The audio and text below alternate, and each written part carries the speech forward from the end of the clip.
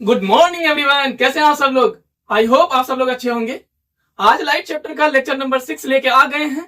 इस video lecture में हम डिस्कस करेंगे रिफ्रैक्शन ऑफ लाइट। उनसे पहले एक क्वेश्चन हम डिस्कस करने जा रहे हैं, तो चलिए क्लास को स्टार्ट करते हैं। मेरा नाम आलम है और आप देख रहे हैं पार्टिकल इंस्टीट्यूट। एक सबसे पहले क्वेश्चन मैंने यहाँ पे लिख रखा है, वो क्वेश्चन को जरा सॉल्व करिए। हमें यहाँ पे दे रखा है कि एक कॉन्वेक्स मिरर है, उसके सामने एक ऑब्जेक्ट रखी हुई है 40 सेंटीमीटर दूर, और इसका इमेज जो बन रहा है 10 सेंटीमीटर दूर बन रहे हैं, ठीक है। और इरेक्ट और अपराइट इमेज बन रहे हैं। हमसे फोकल लेंथ पूछ रहा है कि फोकल लेंथ बताओ मिरर का क्या होगा। मिरर हमारे पास कैसा है, कॉन्वेक्स मिरर है। मिरर कौन सा है, कॉन्वेक्स। कॉन्वेक्स मिरर है, यस सर। इसका इमेज डिस्टेंस, ऑब्जेक्ट डिस्टेंस कितना दे रखा है, object distance 40 centimetre. 40 centimetre minus में लेंगे इसे, है ना। ऑब्जेक्ट डिस्टेंस माइनस में रखते हैं क्योंकि सामने बन रहा है। इंसिडेंट रेज का डायरेक्शन ये, ऑब्जेक्ट का मेजर करने का डायरेक्शन इंसिडेंट के जस्ट अपोजिट जा रहे हैं, तो नेगेटिव ले लेंगे। Okay sir. इमेज डिस्टेंस कितना है, 10 सेंटीमीटर। 10 सेंटीमीटर। कॉन्वेक्स मिरर के केस में इमेज डिस्टेंस कैसा आता है, पॉजिटिव आते हैं। क्यों, क्योंकि वर्चुअल और इरेक्ट इमेज तैयार करते हैं, ठीक है। ये पॉजिटिव लेंगे। चलिए भाई, हमसे क्या पूछ रखा है, फोकल लेंथ पूछ रखा है कि फोकल लेंथ बताओ कॉन्वेक्स मिरर का कितना आएगा। तो चलिए भाई साहब, सवाल सॉल्व करिए। तो क्या यूज करेंगे, फॉर्मूला। मिरर फॉर्मूला क्या होता है, मिरर फॉर्मूला क्या होता है, using mirror formula. Mirror formula, mirror formula क्या होता है आपको पता है, 1/f is equal to 1/v plus 1/u। ये यूज करेंगे। 1/f मुझे फोकल लेंथ चाहिए, 1/v कितना दे रखा है 10 प्लस 1/-40 ये दिया है। यहां तक नोट डाउन करिए, यहां तक आप वीडियो पॉज करके नोट डाउन कर लो। हम क्वेश्चन को इरेज करने जा रहे हैं, क्वेश्चन आप लिख लेना। चलो,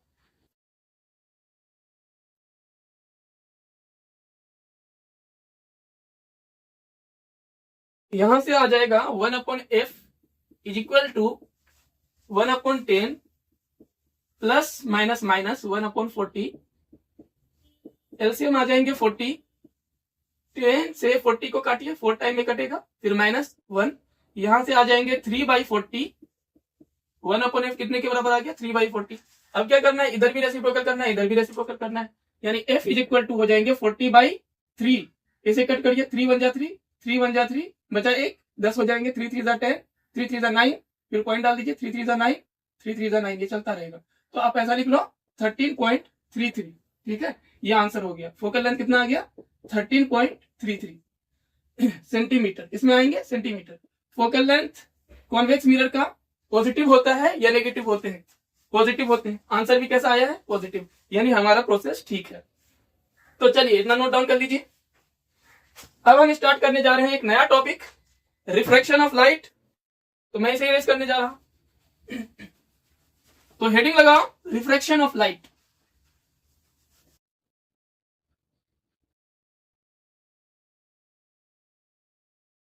रिफ्रैक्शन, रिफ्रैक्शन ऑफ लाइट क्या होता है, ये लिखो इसमें। The change in the direction of incident light, the change in the direction of light, सीधा लिखिए, light when travel from one transparent medium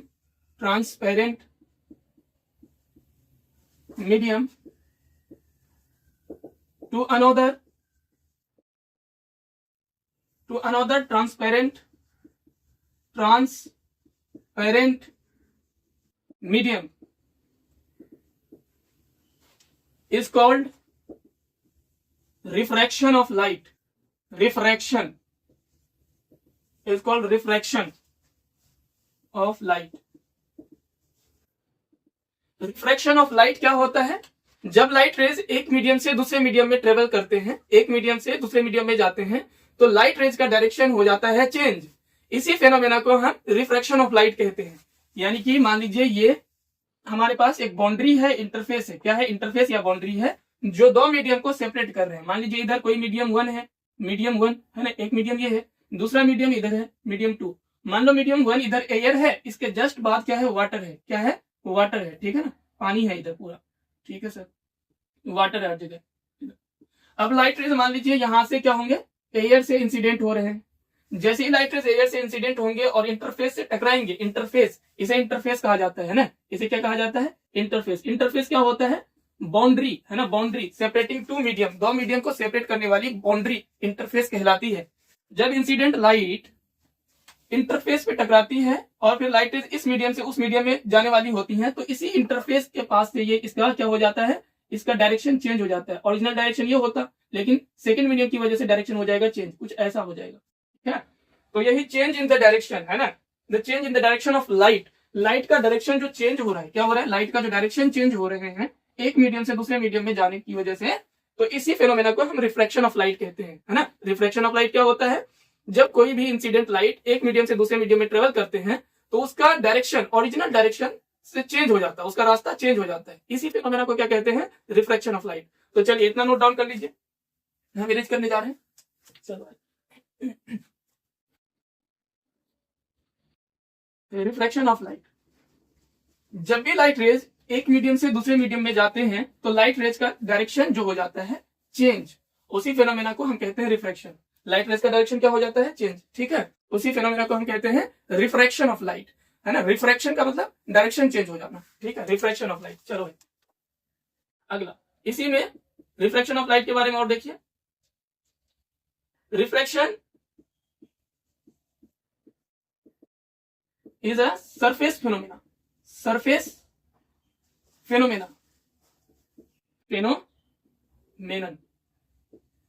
refraction एक सरफेस फेनोमेनन है, मतलब कि जब इंसिडेंट लाइट एक मीडियम से दूसरे मीडियम में जाते हैं तो जैसे ही एक मीडियम और दूसरे मीडियम को सेपरेट करने वाली जो बाउंड्री होती है, एक मीडियम से दूसरे मीडियम को सेपरेट करने वाली जो बाउंड्री होती है, उसी बाउंड्री के ऊपर पहुंचते ही ये लाइट रेज मुड़ जाती है, लाइट रेज मुड़ जाती है ना, सरफेस से मुड़ जाती है। मान लीजिए ये है हमारे पास मीडियम 1, ये मीडियम 2, ये बाउंड्री है, ये लाइन क्या रिप्रेजेंट कर रहा है, बाउंड्री। इससे ऊपर कोई और मीडियम, इससे नीचे कोई और मीडियम, ठीक है। जैसे ही लाइट रेज यहां से यहां एंटर करेंगे, है ना, यहाँ पे पहुंचेंगे, इसी पॉइंट से, है ना, ये मुड़ जाएंगे, ठीक है, अपने ओरिजिनल डायरेक्शन से क्या हो जाएगा, मुड़ जाएगा, ठीक है, इस तरह से।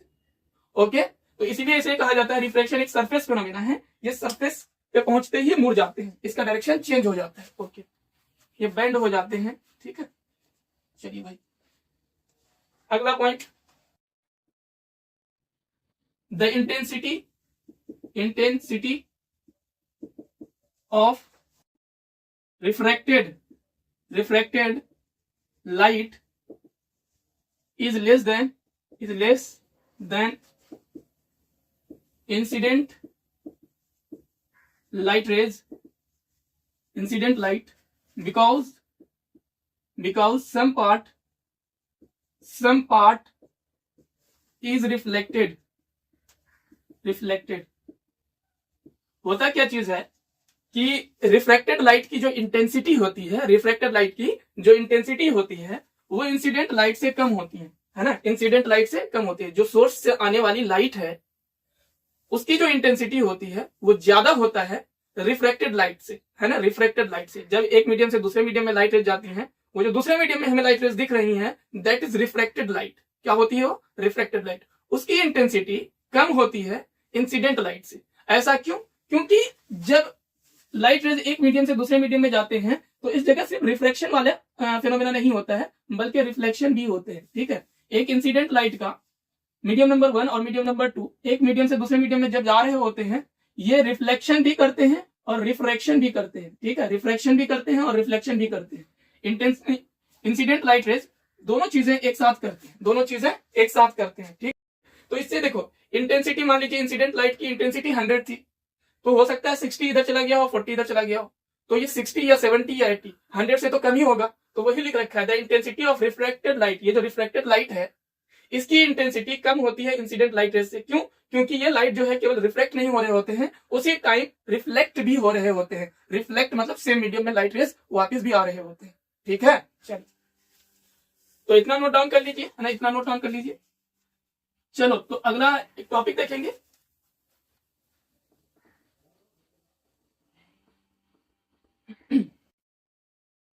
सबसे पहले एक टर्म लिखिए, rarer medium, rarer medium, rarer medium क्या होता है इसके बारे में लिखो। When light raise, when light rays travel from one medium to another medium, one medium to another medium. If second medium, when light rays travel from one medium to another medium, if speed of light increase,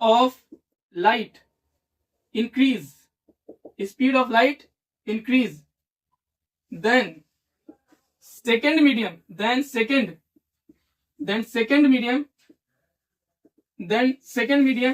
is rarer medium. क्या कह रहे हैं? मान लीजिए light rays एक medium से दूसरे medium में जा रही है। अगर एक मीडियम से दूसरे मीडियम में जा रही है तो दूसरे मीडियम में अगर लाइट की स्पीड बढ़ गई, स्पीड क्या हो गई? इंक्रीज हो गई। एक मीडियम से दूसरे मीडियम में जा रहा है तो लाइट की स्पीड सेकंड मीडियम में क्या हो गया? इंक्रीज। तो सेकंड मीडियम जो होंगे वो कैसे मीडियम होंगे? रेयरर मीडियम होंगे। ठीक है, सेकंड मीडियम को क्या कह देंगे? रेयरर मीडियम कह देंगे। चलिए इतना नोट डाउन करिए। एक और मीडियम होता है जिसे हम डेंसर मीडियम कहते हैं। क्या कहते हैं? डेंसर मीडियम कहते हैं। डेंसर मीडियम क्या होता है जरा देखो इसके बारे में। व्हेन लाइट रेज, यही चीजें लिखेंगे। When light rays travel from one medium to another medium, if speed of light decrease in second medium, then second medium is known as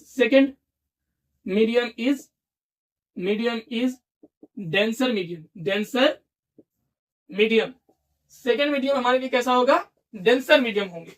जब लाइट रेज एक मीडियम से दूसरे मीडियम में जा रही है और लाइट की स्पीड हो जाती है डिक्रीज, इसका मतलब है कि सेकेंड मीडियम हमारे पास कैसा मीडियम है? डेंसर मीडियम है। कैसा मीडियम है? डेंसर मीडियम है। ओके, चलिए इतना नोट डाउन कर लीजिए, वीडियो पॉज करके, है ना। चलिए तो आपने कर लिया, मेरे कर रहे। तो हमें रेयरर मीडियम और डेंसर मीडियम समझ में आ गया। जैसे एग्जाम्पल अगर इसका दिया जाए तो एयर जो है, एयर के सामने वाटर जो है डेंसर मीडियम है। Water is denser than air, ठीक है। इसी तरह से हम कह सकते हैं glass is denser than water, है ना। Water is rarer than glass, ये भी बोल सकते हैं। Water is behave as a rarer medium in front of glass in comparison to glass. Yes, तो चलिए एक और टॉपिक देखेंगे इसके बाद। It has been experimentally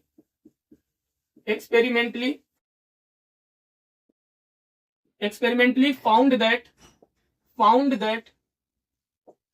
it has been experimentally found that when light rays travel from rarer medium to denser medium, when light rays travel from rarer medium to denser medium, क्या होता है? Refracted light bends toward the normal. अब जरा देखो क्या मतलब है। मान लीजिए ये मेरे पास क्या है? एक इंटरफेस है। क्या है ये? इंटरफेस क्या होता है? इंटरफेस एक बाउंड्री होती है जो कि दो मीडियम को सेपरेट कर रहे होते हैं। इंटरफेस यहां पे लिख देता हूं। It is the boundary that separate two media जो है प्लूरल है मीडियम का, टू मीडिया। ठीक है, मान लीजिए मीडियम नंबर 1 है, ये है ना मीडियम फर्स्ट हमारे पास ऊपर है। ये कैसे मीडियम है? ये रेयरर मीडियम है। ठीक है, रेयरर मीडियम। लाइट रेज किधर से किधर ट्रेवल कर रही है? रेयरर से डेंसर मीडियम में। सेकंड मीडियम नंबर 2 को मैं मान लेता हूं डेंसर मीडियम। ठीक है, मीडियम नंबर 2, इसे हमने क्या मान लिया? Denser medium. ठीक है सर, ये हमारे पास डेंसर मीडियम है। लाइट रेज कहां से कहां आ रही है? रेयरर मीडियम से डेंसर मीडियम।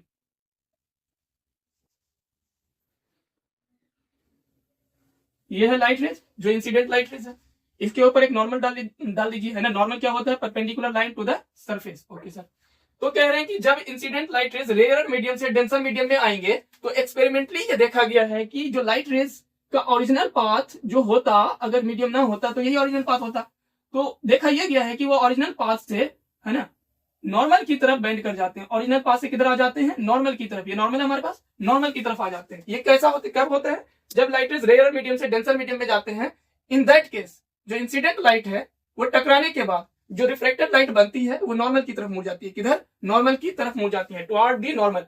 ये एक्सपेरिमेंटली फाइंड आउट किया गया है। ठीक, इतना नोट डाउन कर लो वीडियो पॉज करके। ठीक है, चलिए आगे हम इसे इरेज कर रहे हैं। ठीक है, चलो सेकंड पॉइंट इसी में ले लेते हैं कि when light rays travel from, यहाँ रेयरर की जगह डेंसर कर दीजिए। अगर रेयर डेंसर से रेयरर में ट्रेवल करे, डेंसर कर दीजिए यहाँ पे, और यहाँ रेयरर कर दीजिए, रेयरर रेयरर मीडियम। इसके बाद reflected bands away from the normal, bands यहाँ पे अवे कर दीजिए, away, bands away from the normal, from the normal, from the normal. क्या कह रहे हैं, इसे डेंसर बना दीजिए, डेंसर, इसे हम रेयर बना देते हैं। ठीक है, रेयर।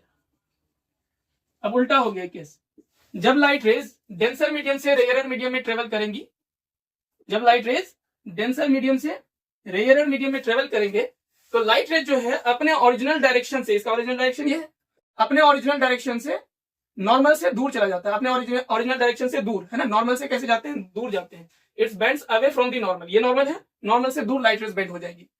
जब light rays rare medium, denser medium से रेयर मीडियम में एंटर करते हैं तो लाइट रेज नॉर्मल से दूर बेंड करते हैं, नॉर्मल से दूर चले जाते हैं। ये था ओरिजिनल इसका डायरेक्शन। अगर ये मीडियम ना होता तो लाइट रेज सीधे सीधे ऐसे जाती, क्योंकि मीडियम आ चुका है और मीडियम कैसा है, रेयर और डेंसर से रेयर में। तो ये लाइट रेज को आप कुछ मत करना, यहाँ से ऐसे बेंड कर देना, है ना, इस तरह से दूर कर देना। ठीक है, इस तरह से क्या कर दोगे, दूर। ये bends away from the normal हुआ है, ये ध्यान रखना है। ओके, ये ध्यान रखना है। चलिए इतना नोट डाउन कर लीजिए, इतना नोट डाउन कर लीजिए, वीडियो पॉज करके इतना नोट डाउन कर लो। ठीक है, चलो हम इरेज करने जा रहे हैं। एक और केस देखने वाले हैं, थर्ड केस, है ना, case number third, case third. देखो केस थर्ड ये है, केस थर्ड ये है कि अगर लाइट रेज को, मान लीजिए ये मीडियम है मेरा 1, ठीक है सर, ये मीडियम 2 है मेरे पास, ठीक है सर। इनमें से कोई भी रेयरर हो सकता है, कोई भी डेंसर हो सकते हैं। ठीक है, इस बार ये रेयरर हो सकते हैं, ये डेंसर हो सकते हैं, हो सकता है ये डेंसर हो, ये रेयरर हो, है, नहीं फर्क पड़ रहा है। केस नंबर थर्ड में अगर कोई लाइट रेज डायरेक्टली या नॉर्मली इंसिडेंट होते हैं, कैसे इंसिडेंट होते हैं, नॉर्मली, है ना। नॉर्मली का मतलब directly perpendicular to this surface, interface का परपेंडिकुलर, है ना। अगर कोई incident light rays normally incident होते हैं तो उसके जो रिफ्लेक्टेड लाइट रेज होंगे ना, वो ऐसे सीधे सीधे पास कर जाएंगे। ठीक है, विदाउट डेविएट किए हुए सीधे सीधे पास कर जाएंगे दूसरे मीडियम में, है ना, विदाउट डेविएट, है ना। ये डेविएट नहीं करेगा, सीधे सीधे जैसे आया वैसे ही चले जाएंगे। ठीक है, सीधे सीधे। ठीक, ये कब होगा, जब लाइट रेज को हम नॉर्मली इंसिडेंट करेंगे। ये लिख लीजिए, when light raise incident normally when light rays incident normally it passes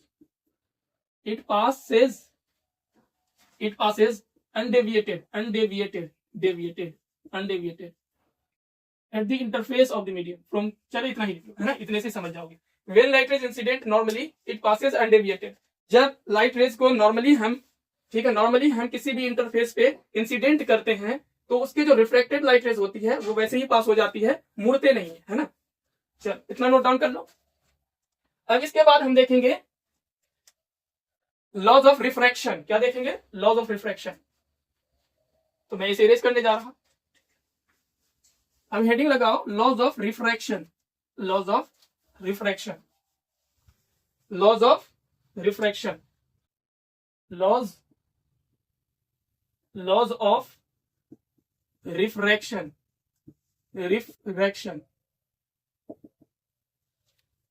laws of reflection हम पढ़ चुके हैं, ये रिफ्रैक्शन है। ठीक है, रिफ्रैक्शन है ये, ठीक, refraction.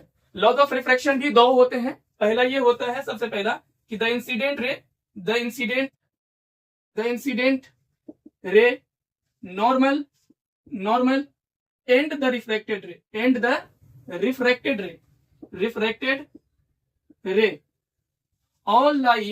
all lie in the same plane, एक ही प्लेन में लाई करते हैं। पहला वाला तो सेम है भाई, बस यहां ध्यान रखना कि रिफ्रैक्टेड आता है, उसमें रिफ्लेक्टेड आता था, इसमें रिफ्रैक्टेड आते हैं। सेकंड क्या है जरा देखो, सेकंड है the ratio of sine of angle of incidence to the sign of angle of refraction is constant। क्या कह रहा है? The ratio of sine of angle of incidence, sine ये होता है, sine of angle of incidence की बात कर रहा है, एंगल ऑफ इंसिडेंस आई से डिनोट करते हैं, upon sine of angle of refraction, है ना, इन दोनों का ratio, sine of angle of incidence और sine of angle of refraction का रेशियो बराबर होता है। ये इसे अपॉन करने के बाद एक कांस्टेंट आते हैं, कैसा आता है? ये कांस्टेंट आते हैं, कांस्टेंट। ठीक है, इतना नोट डाउन करिए और समझाते हैं। ठीक है, आपने कर लिया होगा, इमेज कर रहे हैं कुछ चीजें। लॉज ऑफ रिफ्रैक्शन को स्नेल्स लॉ भी कहा जाता है, इसे क्या कहा जाता है? स्नेल्स लॉ भी कहते हैं। ठीक है, लॉज ऑफ रिफ्रैक्शन का दूसरा नाम है स्नेल्स लॉ, है ना, क्योंकि ये स्नेल्स नाम के साइंटिस्ट ने ये दोनों लॉ दिए थे, है ना, रिफ्रैक्शन के बारे में। चलो, ये sine I upon sine R, sine I second law जो है, sine I upon sine R is equal to constant है। ठीक है, ये है रिफ्रैक्शन में। इसका मतलब क्या है? इसका मतलब समझिए, यहाँ के जो कांस्टेंट आते हैं ना, ये कांस्टेंट एक्चुअली में जो यहाँ पे कांस्टेंट आपको दिख रहा है, ये कांस्टेंट एक्चुअली में जो होता है बराबर होते हैं रिफ्रैक्टिव इंडेक्स ऑफ मीडियम के, है ना। ये बराबर क्या होता है? किसके बराबर होते हैं? यहाँ पे constant actually represent refractive index, ऐसा लिख लीजिए, है ना। अभी ये भी टर्म हमें आपको समझाना है। Refractive index of medium, refractive index of medium to with respect to 1, with respect to 1। चलो, इतना नोट डाउन कर लो भाई साहब। ये दोनों लॉ याद रखने हैं सबसे पहली बात। ठीक है, अब समझते हैं, हम ये इरेज करने जा रहे हैं। लॉज ऑफ रिफ्लेक्शन में क्या होता था? Angle of incidence is equal to angle of reflection होते थे। Angle of incidence is equal to angle of reflection. लेकिन रिफ्रैक्टेड के केस में यहाँ पे सेकंड लॉ जो है ये बोलता है कि ये रेशियो होते हैं sine of angle of incidence, यानी एंगल ऑफ इंसिडेंट का साइन लिया जाता है और एंगल ऑफ रिफ्रैक्शन का भी साइन लिया जाता है। उन दोनों का रेशियो एक कांस्टेंट आते हैं, that constant is refractive index, ऐसा सेकंड लॉ कहता है। ठीक है, तो अभी हम रिफ्रैक्टिव इंडेक्स के बारे में समझेंगे, है ना। चलिए, हेडिंग लगाइए रिफ्रैक्टिव इंडेक्स, हेडिंग लगाइए रिफ्रैक्टिव इंडेक्स क्या होता है जरा समझिए इसके बारे में। रिफ्रैक्टिव इंडेक्स क्या होता है? रिफ्रैक्टिव इंडेक्स जरा लिखो। It is the ratio of speed of light in vacuum और एयर और वैक्यूम में स्पीड ऑफ लाइट लगभग सेम होते हैं। ठीक है, इक्वल माने जाते हैं। It is the ratio of the speed of light in vacuum to the speed of light in medium, to the speed of light in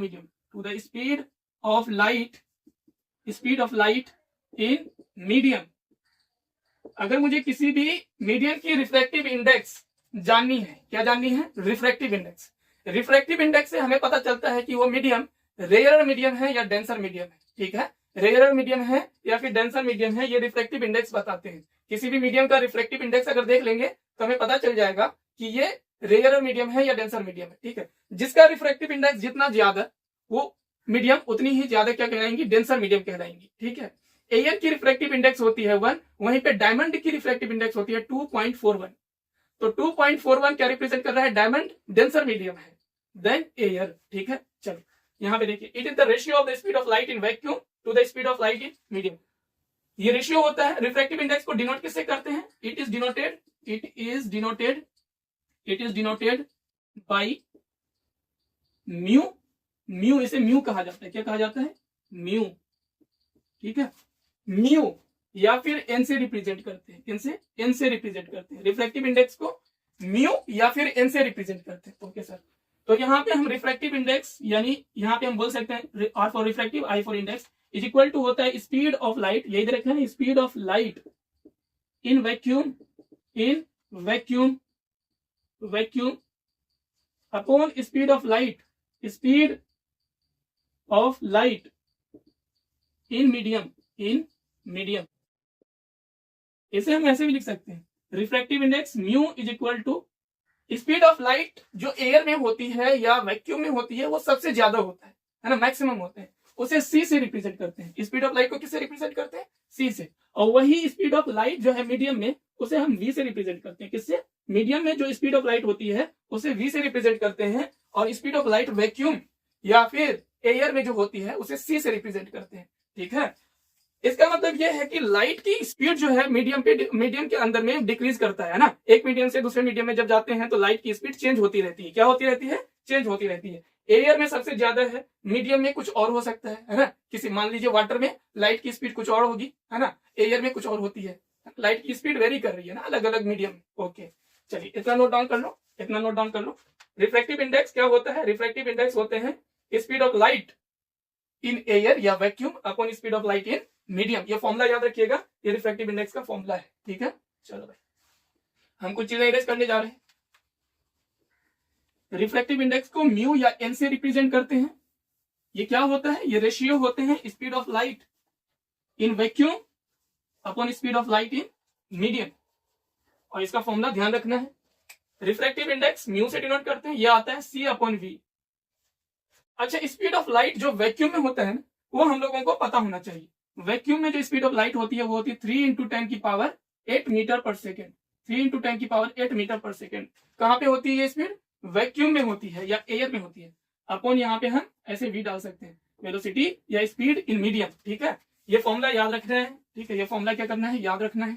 yes, ये रिफ्रैक्टिव इंडेक्स का फॉर्मूला है। ठीक, ओके, एक इसके ऊपर हम सवाल लेते हैं। क्या लेते हैं? एक एग्जाम्पल लेते हैं। The speed of light in air is 3 × 10⁸ meter per second, and in glass 2 × 10⁸ meter per second. Find refractive index of glass. Refractive index of glass with respect to air. ये हमारे पास एक सवाल है। क्या है? ये एक सवाल है। क्या कह रहे हैं सवाल में कह रहे हैं कि हमें रिफ्रैक्टिव इंडेक्स मालूम करना है मीडियम की एयर के रेस्पेक्ट में, है ना। मीडियम की रिफ्रैक्टिव इंडेक्स एयर के रेस्पेक्ट में क्या है? ठीक है, यदि स्पीड ऑफ लाइट एयर में हमें बता रखा है और स्पीड ऑफ लाइट ग्लास में भी दे रखा है। क्या दे रखा है? स्पीड ऑफ लाइट एयर में दे रखा है, सी की वैल्यू 3 × 10⁸ मीटर पर सेकेंड। Okay sir. दूसरा हमें ग्लास कोई मीडियम होगा, है ना, उसमें दे रखा है 2 × 10⁸ मीटर पर सेकेंड। ये दो चीजें हमें दे रखा है। हमसे क्या पूछ रखा है? हमसे पूछ रखा है कि speed of refractive index, sorry क्या पूछ रखा है? रिफ्रैक्टिव इंडेक्स ऑफ ग्लास क्या होगा? म्यू से हम डिनोट करते हैं रिफ्रैक्टिव इंडेक्स को। म्यू ऑफ ग्लास क्या होंगे, है ना, with respect to mu of glass with respect to, हमें किसके रेस्पेक्ट में देखना है? एयर के रेस्पेक्ट में, है ना। देखो, जिसके रेस्पेक्ट में देखना होता है ना, उसे इधर लिखते हैं। ठीक है, इसका मतलब हो गया refractive index of glass with respect to air. Mu for refractive index, G for glass, A for air. Refractive index of glass with respect to air, ऐसे लिखते हैं। Refractive index of glass with respect to air. Refractive index of glass with respect to air अगर पूछ रहे हैं तो आप ऐसे लिखोगे, म्यू जी ए, है ना। Refractive index of glass with respect to air, ये होता है किसके बराबर? सी अपॉन वी के बराबर होता है। अभी फॉर्मूला दिखाया था। हाँ सर, आपको सी भी पता है, वी भी पता है, दोनों सब्स्टिट्यूट कर दीजिए, refractive index of glass with respect to air मालूम हो जाएंगे। चलिए इतना नोट डाउन कर लीजिए, है ना, इतना नोट डाउन कर लीजिए। ठीक है, जरा देखो क्या आ जाएगा। Refractive index of glass with respect to air जो आ जाएंगे वो आ जाएंगे, सी कितना है? 3 × 10⁸, और वी कितना दिया है? 2 × 10⁸। यहाँ 10⁸ 10⁸ डिसम खत्म। चलिए भाई बचा क्या 3/2, 3/2 क्या बचा 3/2। तो refractive index of glass with respect to air जो होते हैं वो होते हैं 3/2। क्या होते हैं 3/2, ठीक है 3/2 होते हैं। चलिए ये नोट डाउन कर लो, है ना, सॉल्यूशन समझ में आ गया होगा। हाँ सर, अब हम इरेज कर रहे हैं इन सबको। अच्छा एक चीज याद रखना, जो रिफ्रैक्टिव इंडेक्स होता है, एक और पॉइंट लिख लीजिए, refractive index has no unit, इसके पास कोई यूनिट नहीं होता, है ना, इसके पास कोई यूनिट नहीं होता, ये एक नंबर होता है। क्या होता है, नंबर होते हैं। क्यों होते हैं सर ये नंबर, इसके पास यूनिट क्यों नहीं है? क्योंकि अगर दो सिमिलर क्वांटिटीज का कभी भी रेशियो लिया जाए, क्या लिया जाए, रेशियो, तो वो यूनिट लेस आते हैं। जैसे फॉर एग्जाम्पल हम यहाँ पे स्पीड ऑफ लाइट को स्पीड ऑफ मीडियम से क्या ले रहे हैं, रेशियो ले रहे हैं, डिवीजन कर रहे हैं। स्पीड ऑफ लाइट को भी मीटर पर सेकंड में मेजर करते हैं, speed of light in medium को भी मीटर पर सेकंड में मेजर करते हैं, तो ये भी तो कैंसिल हो जाएंगे, है ना, यूनिट बचेगी ही नहीं। ठीक है सर, चलो यूनिट नहीं होती इसके पास, ठीक है। एक और एग्जांपल देखिए, है ना, फील के refractive index of diamond the refractive index of diamond is 2.41, है ना, ऐसे बोलते हैं। तो इससे आप क्या समझते हो, इसका मतलब क्या है? अगर कोई क्वेश्चन आ गया the refractive index of diamond is 2.41, इससे आप क्या समझते हो, व्हाट डू यू मीन, है ना, ऐसा सवाल पूछा जाता है, व्हाट डू यू मीन, ठीक है, यहां से हटोगे। इसका मतलब क्या होता है जरा देखो, इसका मतलब सिंपल और साधारण सा है कि स्पीड ऑफ लाइट जो है ना एयर में 2.41 टाइम, स्पीड ऑफ लाइट जो है एयर में 2.41 टाइम फास्टर है एज कंपेयर टू डायमंड, है ना। यहां पे लिख देते हैं the speed of light in air या vacuum in air is 2.41 time faster than diamond। अगर डायमंड की रिफ्रैक्टिव इंडेक्स 2.41 दे रखा है, इसका मतलब यह है कि स्पीड ऑफ लाइट जो है एयर में स्पीड ऑफ लाइट कहां में, एयर में, वो 2.41 टाइम्स फास्टर है डायमंड से, ठीक है, 2.41 टाइम फास्टर है डायमंड से। मान लीजिए ग्लास की रिफ्रैक्टिव इंडेक्स होती है 3/2, क्या होती है 3/2, तो हम ये कह सकते हैं कि स्पीड ऑफ लाइट एयर में जो है फास्टर है 3/2 टाइम्स देन ग्लास, ठीक है। जो रिफ्रैक्टिव इंडेक्स दी होती है उनसे हम कंपेयर करके बता सकते हैं ये चीजें। स्पीड ऑफ लाइट एयर में, डायमंड के केस में स्पीड ऑफ लाइट एयर में जो है 2.41 टाइम्स फास्टर होता है डायमंड से, ठीक है। इतना नोट डाउन कर लीजिए, है ना, इतना नोट डाउन कर लीजिए। ये रिफ्रैक्टिव इंडेक्स के बारे में ये हो चुका। चलिए भाई हम इसे इरेज कर रहे हैं।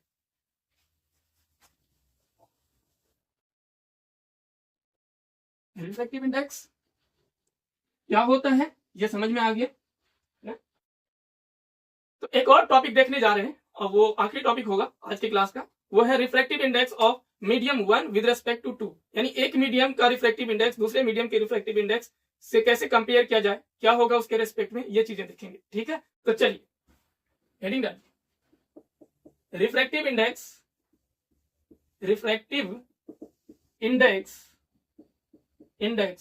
ऑफ मीडियम 1 या first with respect to WRT with respect to second medium,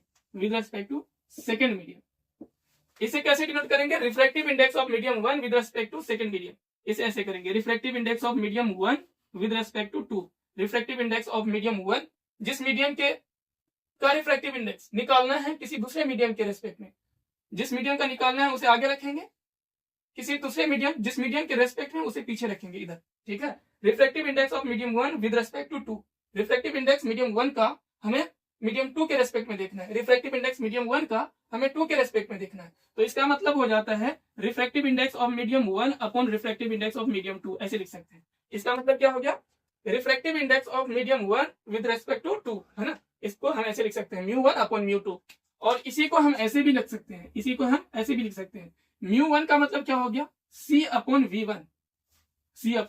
मान लो मेरे पास दो मीडियम है, यहाँ पे क्या दिखा रखा है, मीडियम 1, ये मीडियम 2 है, ओके सर, ये दो मीडियम है मेरे पास, ठीक है। इस मीडियम में कुछ स्पीड ऑफ लाइट होगी, है ना, स्पीड ऑफ लाइट में मान लेता हूँ मीडियम 1 में V1 है, ठीक है, स्पीड ऑफ लाइट कितनी है, V1 है, और मीडियम 2 में स्पीड ऑफ लाइट V2 है, ओके। मीडियम 1 की रिफ्रैक्टिव इंडेक्स भी दे रखा है μ1, और मीडियम 2 की भी रिफ्रैक्टिव इंडेक्स दे रखा है μ2, ठीक है सर। हमें मीडियम 1 की रिफ्रैक्टिव इंडेक्स मीडियम 2 के रेस्पेक्ट में चाहिए, तो हम ऐसे लिख सकते हैं μ1 अपॉन μ2, ठीक है। फिर हम μ1 को ऐसे लिख सकते हैं C/V1 अभी फॉर्मूला देखे थे, है ना, μ1, है ना, जैसे हमने यहाँ पे म्यू का हमने देखा था C/V देखा था ना। अगर मुझे मीडियम 1 की रिफ्रैक्टिव इंडेक्स देखनी है, इसका मतलब होता है C/V1, ठीक है। और इसी तरह से सेकंड मीडियम की रिफ्रैक्टिव इंडेक्स हो जाएगा C/V2, यस सर। μ2 का मतलब C/V2, μ1 का मतलब C/V1। अगर इन्हें हम सॉल्व करें तो क्या आएगा जरा बताओ। V2 जो है सबसे नीचे वो ऊपर चला जाएगा, C/V2 अपॉन यहाँ पे लिख सकते हैं C/V1। यहाँ से C कैंसिल हो जाएंगे, V2/V1 आ जाएंगे। इसका मतलब क्या है, यहाँ पे जरा लिखो, यानी कि refractive index of 1 with respect to 2 जो है इसे लिखेंगे μ1/μ2 that is equal to V2/V1, that is equal to V2/V1। आज से याद रखिएगा, है ना। ये देखो रिफ्रैक्टिव इंडेक्स यहाँ पे मीडियम 1/2 है, यहाँ पे स्पीड क्या आ रहा है 2/1 आ रहा है, यानी एक दूसरे का रेसिप्रोकल है, एक दूसरे का इनवर्स है। क्या है, इनवर्स। यानी कि रिफ्रैक्टिव इंडेक्स उस मीडियम की ज्यादा होगी जिस मीडियम रिफ्रैक्टिव इंडेक्स उस मीडियम की ज्यादा होगी जिसमें स्पीड ऑफ लाइट कम है ना। अगर रिफ्रैक्टिव इंडेक्स ज्यादा है तो उस मीडियम में स्पीड ऑफ लाइट कम है, ऐसा मानेंगे। तो वही रिलेशन यहाँ भी आया है, μ1/μ2 is equal to V2/V1, μ1/μ2 is equal to V2/V1, ठीक है, एक दूसरे का रेसिप्रोकल। चलो इतना नोट डाउन कर लो, है ना। एक मीडियम का रिफ्रैक्टिव इंडेक्स दूसरे मीडियम के रेस्पेक्ट में निकालेंगे तो ऐसे निकालेंगे सर। अब मान लीजिए हमसे, मैं क्या करूं, चलो इसे इरेज कर रहा हूं, इतना नोट डाउन कर लो, ठीक है, इतना नोट डाउन कर लो, इसी को इरेज कर दे रहा हूं। मान लीजिए आपसे ये पूछ लेता refractive index of 2 with respect to 1, refractive index of medium 2 with respect to 1। इसका मतलब क्या है, refractive index of medium 2 with respect to 1। तो इसे कैसे लिखोगे, इसे ऐसे ही लिखोगे μ2/μ1, है ना। कैसे लिखोगे, μ2/μ1, 2 विद रेस्पेक्ट टू 1, μ2/μ1, ठीक है सर। अब यहाँ पे स्पीड ऑफ लाइट अब डायरेक्ट आप लिख सकते हो V1/V2। अगर μ2/μ1 है तो V1/V2 कर लो, μ1/μ2 है तो V2/V1 कर लो, इतना देख लो, ठीक है। ऐसे लिखा जाता है। एक मीडियम की रिफ्रैक्टिव इंडेक्स किसी दूसरे मीडियम की रिफ्रैक्टिव इंडेक्स से कंपेयर अगर किया जाए तो हमें दोनों मीडियम की अगर स्पीड पता है तो उनके रेशियो ही ये दे देंगे, है ना। एक मीडियम की रिफ्रैक्टिव इंडेक्स दूसरे मीडियम के रेस्पेक्ट में मिल जाएगा, ठीक है, स्पीड को डिवाइड करने से। लेकिन स्पीड कैसे डिवाइड करोगे, जैसे सेकंड मीडियम का हमें रिफ्रैक्टिव इंडेक्स निकालना है फर्स्ट मीडियम के रेस्पेक्ट में, तो स्पीड लोगे सबसे पहले फर्स्ट मीडियम का और सेकंड मीडियम का नीचे रखोगे। मान लो मुझे फर्स्ट मीडियम की रिफ्रैक्टिव इंडेक्स सेकंड मीडियम के रेस्पेक्ट में निकालनी है, तो स्पीड जो है सेकंड मीडियम का ऊपर रखिएगा और फर्स्ट मीडियम का नीचे। चलो इतना नोट डाउन कर लो, ठीक है, इतना नोट डाउन कर लो।